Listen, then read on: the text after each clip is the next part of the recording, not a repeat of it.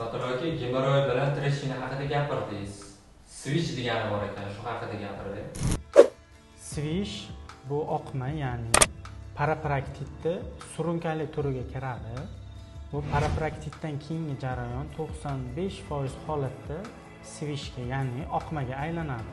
Bemorlarimizni asosan peronal sohasida teshik paydo bo'lib, bu teshikdan doimiy ravishda shilliq yoki yiringli, qonli ajralmalar ajralishi kuzatiladi. Swish, ya'ni oqma davosi 100% faqat operativ davo. Agar bemorlarimiz o'z vaqtida swish bilan murojaat qilmasa, bemorlarda qayta parapraktit kuzatilishi mumkin yoki bo'lmasa swishni oqmani yana ham murakkablashib 2-3 ta teshiklar hosil qilishi mumkin. Shuning uchun bemorlarimizda yuqoridagi shikoyatlar bezovta qilsa, o'z vaqtida murojaat qilishini so'rab qolamiz.